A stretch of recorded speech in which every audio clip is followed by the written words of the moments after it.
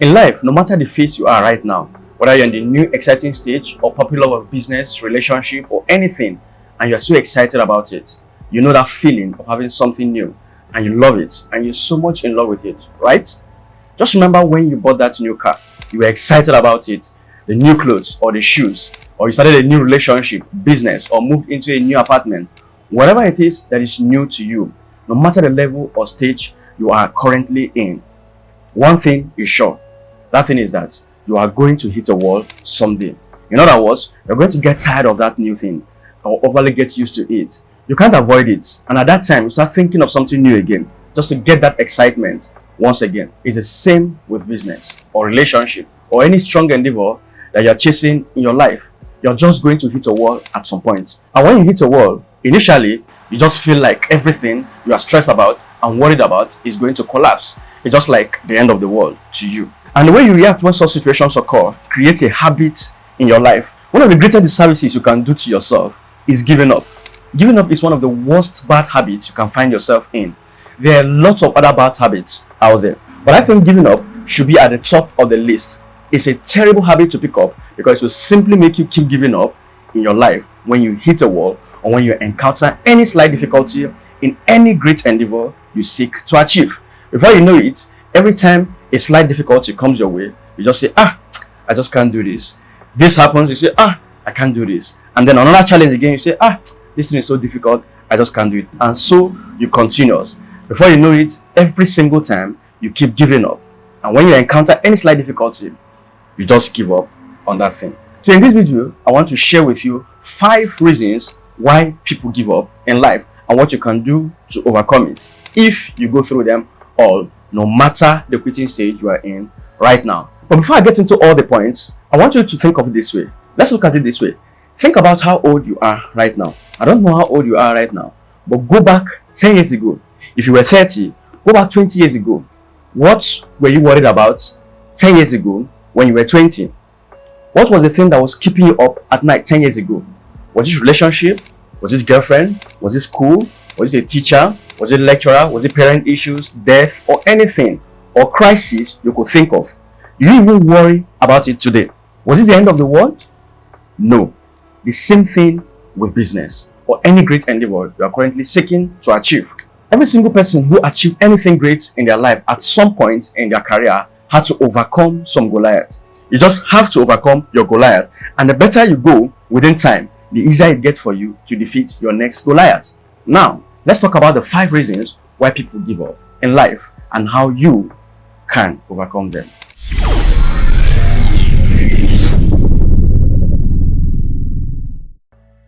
Number 1, lack of results. Lack of results. No matter what you do, if you don't get results, you are going to feel like giving up. And lack of results is purely a lack of activity. Lack of result doesn't just happen by accident. For example, if you're an amateur footballer and you are asked to play a penalty kick, the chances that you can score a goal, if given 3 or 5 chances, is almost 0. Why? Because you are an amateur in the game. But imagine you are given an unlimited chances to take the shot. The chances that you're going to score increase because why? If you keep taking the shots, at some point, whether it's the 100th time or the 1000th times, you are going to score at some point simply because you kept taking the shots. It's the same thing with business or any endeavor you seek to achieve. The more activity you perform towards that business or the quest, the higher the chances of you getting results. So, lack of results is purely lack of multiple activities because you just do it once or twice and you just say, oh no, this is not for me. When many other people have achieved same or similar kind of result or the thing you are looking for to achieve. How then do you say it's not working? The proof that something is working is the fact that there are many other successful people or others in that same thing. So the excuse is not tenable. You are simply creating a habit of giving up, which is bad for you. So that's the number 1. Number 2, self-sabotage. Self-sabotage. Self-sabotage is a dangerous one because it happens all by yourself. You are in the car or at home in the office and you just keep psyching yourself and telling yourself why you can't do it and telling yourself lots of garbage that as time goes on, you start to believe in them. Out of millions of entrepreneurs who give up in life, why do you think they give up? It's because at some point in their life, they convinced themselves that they couldn't do it. And others who made it convince themselves that they could do it. And so they did it. So self-sabotage happens when you're by yourself alone in the office. And what do you tell yourself? At night, when you are alone, what do you tell yourself? When you're driving or walking on the road, what do you constantly tell yourself? Self-sabotage happens when you are all alone in your low moments and what you constantly keep feeding your mind that you can do or you can't do. And here's the good part of self-sabotage. The good part of it is that the same energy it takes to convince yourself that you can do it is also the same energy it takes to convince yourself that you can't do it. It's the same effort, just two different results. Same product, different results. Sell that you can do it or sell that you can't do it. The same energy, different results. You choose then which of the products you want to sell to yourself. Either the product you can or the product of you can't. The choice is yours. Number 3, attracting problems. Attracting problems. Now, attracting problems is quite interesting because some people just tend to attract problems in their life. And one of the reasons people attract these problems in their life is because they want to. They desire to attract these problems in their life so they can have an excuse as to why they didn't make it. So I can say, this is the reason why I didn't make it. So they can simply say, oh, I didn't make it because my parents didn't do this for me. Well, I didn't make it because I don't have this. Well, I didn't make it because I don't have the qualification. Well, I didn't make it because no one was there to assist me. Or, oh, I didn't make it because my marriage broke down, or my girlfriend broke my heart, or my boyfriend broke my heart. Or I didn't make it because I don't have money or sponsors. Or I didn't make it because of this and because of that, blah, blah, blah. Or any form of problem or excuse that they can make around it just to feel better or to justify why they give up in that thing that they desire or in that thing that they seek after. And all those things are lies and garbage. You actually want those things to happen just so you can advertise them as the reasons why you gave up. But the bitter truth is that those same people who made it also encounter similar problems or challenges. Just that they didn't talk about them to people in order not to attract more problems, but chose to go through them all and overcome them in the end. It's like a girl who just went through a breakup and started advertising them to everyone around her. Oh, I went through a breakup and all of that. What do you think will happen? She will instantly be a target for many guys out there to take advantage of that opportunity, because the easiest lady to get laid out there is the one that just came out of a messy heartbreak. Just pretend you are there or you are interested in consoling her, and that's all. You get what you want from her. Or you go out there and start shouting and telling everybody that your life sucks or and all sorts of garbage, and you invariably be asking for more problems, and people will start avoiding you because of your too many complaints, and eventually you will give up. So don't be looking for problems to attract more problems. Go through your challenges with positive mindset and eventually you will overcome. Point number 4, procrastination. Procrastination. Now, procrastination cannot be overemphasized, and it's a terrible habit that when you keep telling yourself, I'll do it later, later, later, and more later, you keep postponing something you're supposed to do immediately. And it's just as bad as giving up, because giving up is just a byproduct of many procrastination. So procrastination hurts a lot of people. And I have a template I usually use to avoid procrastination, and that is what I call back from the future thinking. Back from the future thinking. I will ask myself, what would it cost me in the long run if I don't end up doing this thing I want to procrastinate on? If it comes with a dire consequence, I'll do it immediately. If not, then I'll weigh my options. Point number 5, not having a mentor.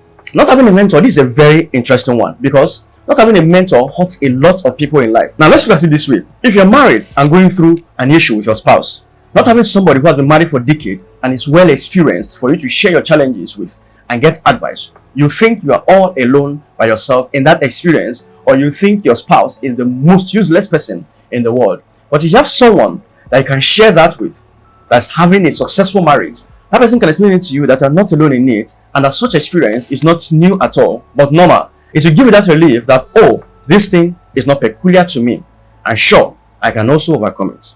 The same it is in the business world or in any quest you desire. When you hit a wall, you need to have a person or some people that are way higher than you that can tell you, oh man, I've been there before, and here is how I overcame it. If not, you think you're the only person in that shit, and you start telling yourself how terrible and how bad you are at what you do. And all sorts of garbage you tell yourself that are all crap, simply because you don't have a mentor that will guide you through it, or other people that will tell you how they overcame their shit. So, not having a mentor doesn't help you and may eventually make you give up.